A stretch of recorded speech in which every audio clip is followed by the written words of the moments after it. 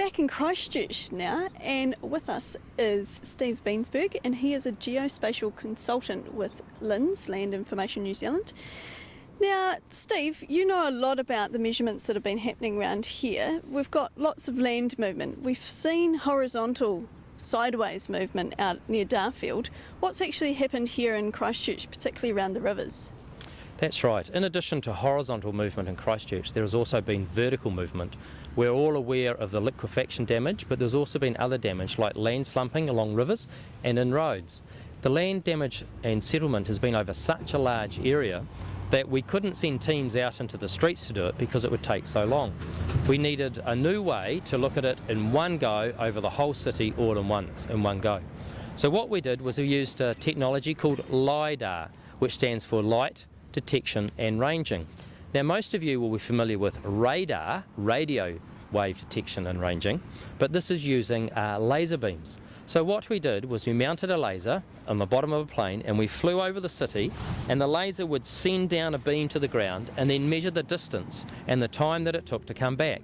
And comparing all the LiDAR data points, we're able to create what's called a digital model of the city.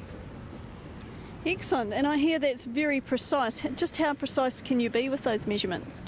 The laser allows us to be quite precise. We can measure it to around about 15 centimetres.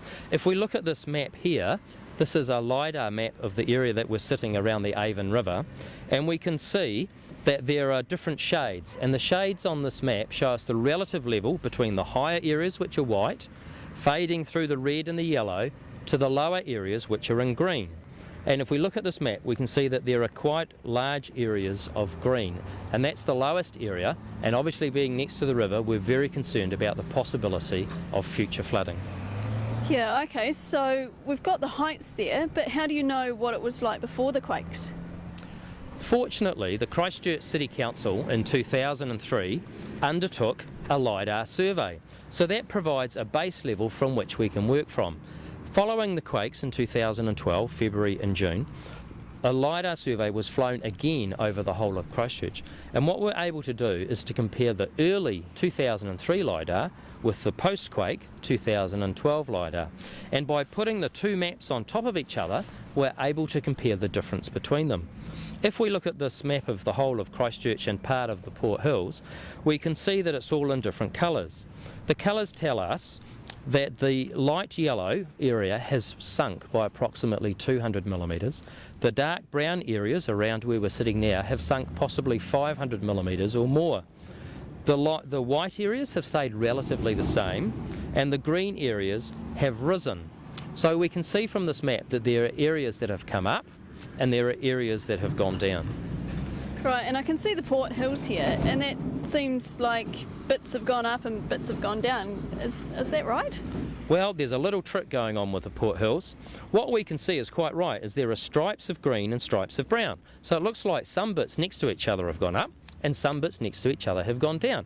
But the LiDAR is actually playing a little bit of a trick on us there. What's actually happened is the Port Hills have actually moved sideways. And so where the LiDAR beam would have measured a high point, it's now measuring a lower point.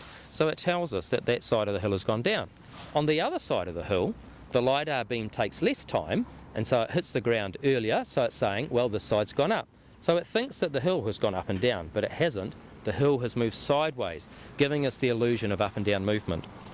Right, so lots of very precise measuring going on there, and you can certainly see the impact of this vertical movement, even right behind us with that bridge there. The ramp onto the bridge has slumped down, whereas the bridge supported by big deep beams has stayed where it was. So you might like to think about how this geospatial data is going to be used to plan the rebuild.